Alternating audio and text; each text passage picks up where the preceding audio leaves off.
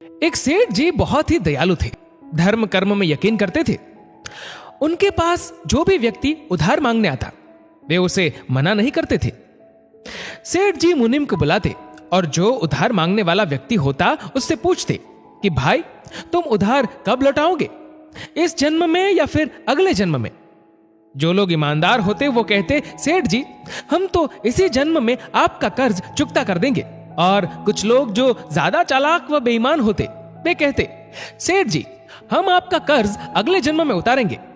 और अपनी चालाकी पर वे मन ही मन खुश होते कि क्या मूर्ख सेठ है, अगले जन्म में उधार वापसी की उम्मीद लगाए बैठा है।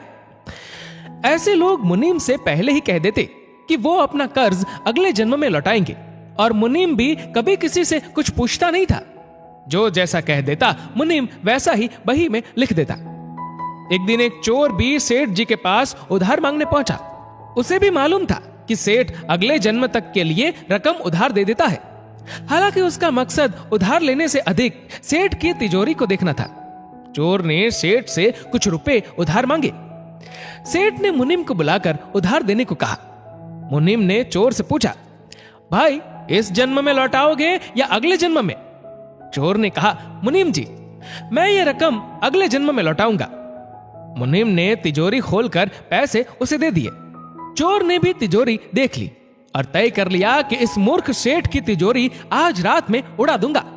वो रात में ही सेठ के घर पहुंच गया और वहीं भैंसों के तबेले में छिपकर सेठ के सोने का इंतजार करने लगा। अचानक चोर ने सुना कि भैंसें आपस में बातें कर रही है और वह चोर भैंसों की भाषा ठीक से समझ पा रहा है। एक भैंस ने दूसरी से पूछा तुम तो आज ही आई हो ना बहन। उस भैंस ने जवाब दिया हाँ आज ही सेठ के तबेले में आई हूं। सेठ जी का पिछले जन्म का कर्ज उतारना है। और तुम कब से यहां हो। उस भैंस ने पलटकर पूछा तो पहले वाली भैंस ने बताया मुझे तो 3 साल हो गए हैं बहन। मैंने सेठ जी से कर्ज लिया था ये कहकर कि अगले जन्म में लौटाऊंगी। सेठ से उधार लेने के बाद जब मेरी मृत्यु हो गई तो मैं भैंस बन गई और सेठ के तबेले में चली आई। अब दूध देकर उसका कर्ज उतार रही हूं। जब तक कर्ज की रकम पूरी नहीं हो जाती तब तक यही रहना होगा।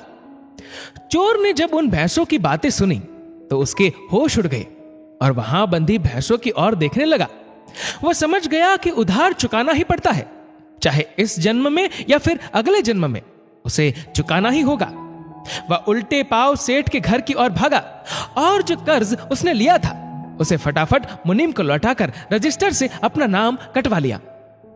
हम सब इस दुनिया में इसलिए आते हैं क्योंकि हमें किसी से कुछ लेना होता है तो किसी को कुछ देना होता है।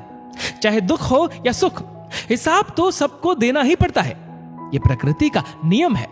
दोस्तों इस वीडियो को लेकर आपकी क्या राय है नीचे कमेंट करके जरूर बताएगा। और अगर आपको वीडियो अच्छा लगा हो तो इस वीडियो को लाइक करेगा, शेयर करेगा ज्यादा से ज्यादा लोगों तक। और ऐसी ही और भी इंस्पिरेशनल वीडियोस के लिए सब्सक्राइब करें हमारे यूट्यूब चैनल को और फेसबुक पर फॉलो करें हमारे पेज को। धन्यवाद।